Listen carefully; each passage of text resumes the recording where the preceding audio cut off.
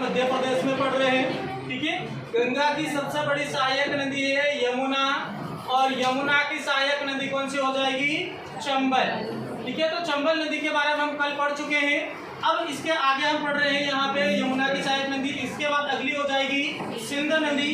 इस सिंध नदी का जो उद्गम होता है विदिशा जिले की सिरोंज तहसील से होता है, और इसका समापन उत्तर प्रदेश के जालौन में यमुना नदी में होता है। यमुना नदी में जाकर ये मिल जाती है। इसकी टोटल लंबाई है 470 किलोमीटर हो जाएगी। अशोकनगर जिले को यह नदी क्या करती है? दो बार काटती है। अशोकनगर जिले के मध्य होकर गुजरती है। ठीक है, अशोकनगर के मध्य होकर गुजरती है। इसके बाद जो चंदेरी का किला है, अशोकनगर में चंदेरी का किला है, वो सिंध नदी के किनारे बचा हुआ है। दतिया का सोनागिरी प्रसिद्ध जैन धर्म से संबंधित स्थान है। यहाँ पे 108 जैन मंदिर हो जाएंगे, जो किसके ऊपर, किस नदी पर है? बचे हुए आपका सिंध नदी के किनारे है। दतिया में एक प्रसिद्ध मेला लगता है सन कुआ का मेला। इस मेले का आयोजन भी सिंध नदी के किनारे किया जाता है। इसकी प्रमुख सहायक नदी है कुआरी, आपका माहौर और आपका हो जाएगा पाउस। इसमें सबसे ज्यादा इंपॉर्टेंट रहेगा आपका कुआरी। ये दो नदी ज्यादा इंपॉर्टेंट नहीं है। इस नदी के ऊपर यहाँ पे मेहंदी खेड़ा बांध बना हुआ है शिवपुरी में। इसका नाम अभी बदल के कर दिया गया है अटल सागर। इसका जो नाम वर्तमान में है वो हो जाएगा आपका अटल सागर परियोजना। अटल सागर परियोजना नाम कर दिया गया है मेहंदी खेड़ा बांध का, और ये कहाँ पर है? शिवपुरी में सिंध नदी के ऊपर बना हुआ है अटल सागर जो डैम है। इसका पुराना नाम था मेहंदी खेड़ा, वर्तमान में नाम क्या है इसका? अटल सागर। गोपी कृष्णा जो बांध बना हुआ है गुना जिले में है, वो किस नदी के ऊपर बना है? वो भी आपका सिंध नदी के किनारे हो जाएगा। इसके बाद अगला हो जाएगा बेतवा नदी। बेतवा नदी का उद्गम होता है आपका रायसेन जिले के कुमरा गांव से। कई बार इसका क्या बोलना चाहिए, पर्वत पूछा जाएगा तो वो हो जाएगा विंध्याचल। विंध्याचल पर्वत श्रेणी से इस क्या बोलना चाहिए, नदी का उद्गम होता है कुमरा गांव। ठीक है, समापन होता है उत्तर प्रदेश के यहाँ पे हमीरपुर में। उत्तर प्रदेश के हमीरपुर में यमुना नदी में जाकर मिल जाती है। इसकी जो लंबाई है वो है 480 किलोमीटर। कई किताबें इसकी लंबाई बताती है 590 किलोमीटर, जो गलत है। इसकी लंबाई वास्तव में कितनी है? 480 है। 480 में से मध्य प्रदेश में बहती है 380 किलोमीटर। इसे मध्य प्रदेश की गंगा कहा जाता है। इसे मध्य प्रदेश की गंगा कहा जाता है।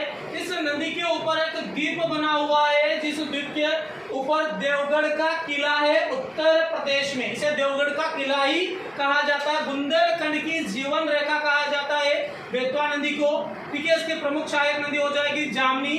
जामनी क्या करती है? मध्य प्रदेश और उत्तर प्रदेश के बीच की सीमा का निर्धारण करती है। मध्य प्रदेश और उत्तर प्रदेश की बाउंड्री बनाने का काम करती है। इसके अलावा बीना और धसान हो जाएगा यहाँ पे। केन नदी के बारे में बात करते हैं। केन नदी का उद्गम हुआ था कटनी के कैमूर पर्वत से। कटनी के कैमूर पर्वत से इस नदी का उद्गम होता है केन नदी का। और केन नदी को कहा जाता है कर्णवती और सुक्तिमती कहा जाता है। एक प्रसिद्ध लेखक राजदूत आए थे इंडिका, जो बिंदुसार के शासनकाल में आए थे, मेगस्थनीज, और इनकी पुस्तक थी इंडिका। इस पुस्तक में इसका नाम बताया गया है केनोज। इसका नाम बताया गया है केनोज किसमें? इंडिका नामक पुस्तक में, जो मेगस्थनीज की किताब है, और बिंदुसार के शासनकाल में आया था, बिंदुसार मौर्य के शासनकाल में। ठीक है, इसके बाद अगला जो हो जाएगा, इसका जो समापन है उत्तर प्रदेश के बांदा जिले में यमुना नदी में होता है। उत्तर प्रदेश के बांदा में यमुना नदी में होता है। इसे मध्य प्रदेश की सबसे सुंदर नदी कहा जाता है पर्यटन की दृष्टि से।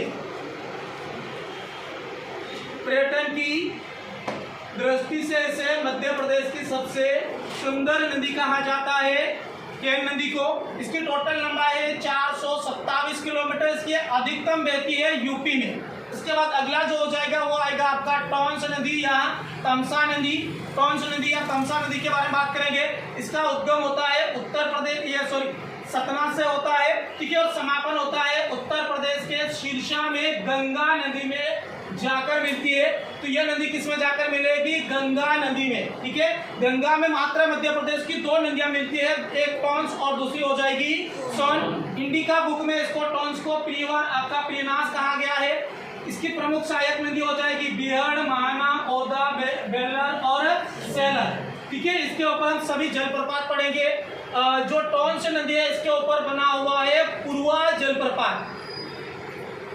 पुरवा जलप्रपात जो है किसके ऊपर बना है? आपका टॉन्स नदी के ऊपर। इसके बाद अगला हो जाएगा आपका सोन नदी।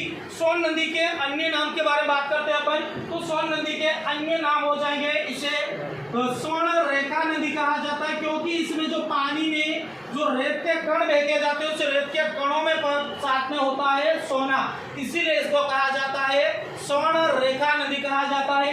हिरण्य बाहु कहा जाता है, स्वर्ण नदी भी कहा जाता है इसको। इसका जो उद्गम है आपके मध्य प्रदेश के अनूपपुर जिले के पुष्प राजगढ़ तहसील के मेकाल पर्वत श्रेणी के अमरकंटक से होता है। यहाँ से 3 नदियों का उद्गम होता है, जोहिला, सोन और नर्मदा। नर्मदा पश्चिम की ओर बहती है। सोन जो नदी है यह आपकी पूर्व की ओर बहती है। जोहिला जो नदी है इसका प्रारंभिक जो बहाव होता है वो उत्तर और बाद में वो दक्षिण में मुड़ के मिल जाते हैं किसमें? सोन नदी में। इसकी जो लंबाई हो जाएगी वो हो जाएगी आपकी 780 किलोमीटर। ये पूर्व की ओर बहने वाली मध्य प्रदेश की नदी हो जाएगी। ठीक है, इसका समापन बिहार के पटना में होता है। बिहार के पटना में गंगा नदी में होता है। इसमें होता है गंगा नदी में इसका समापन होता है। ये आज से 1000 वर्ष पहले पटना में जाकर गिरती है। वर्तमान में ये बिहार के दीनानाथपुर नामक स्थान पर जाकर गिरती है। वहां तक पटना तक जा नहीं पाती है, क्योंकि आगे चल के ये बारिश के समय में क्या करती है? मार्ग परिवर्तन बहुत सारे कर देती है। ठीक है, इसीलिए इसको क्या कहा जाता है? आकस्मिक विनाशकारी नदी कहा जाता है। बिहार में बाढ़ लाने का काम करती है सोन नदी है आपकी। ठीक है, शहडोल में इसके ऊपर हाल ही में सरसा में द्वीप आया है, वो है सरसी द्वीप, जिसका निर्माण किया गया है। इसकी प्रमुख सहायक नदियां हो जाएगी जोहिला, जो जिला महाभारत में से ज्योतिरथ कहा जाता है, चारवाही, बनास, गोपद, कनेर और रिहंद। रिहंद जो नदी है, कनेर और रिहंद, ये यूपी में आकर मिलती है सोन नदी। ठीक है, तो ये प्रमुख आपकी क्या बोलना चाहिए? गंगा नदी अपवाद क्या बोलना तंत्र जो समाप्त हुआ आपका, बाकी कल पढ़ेंगे।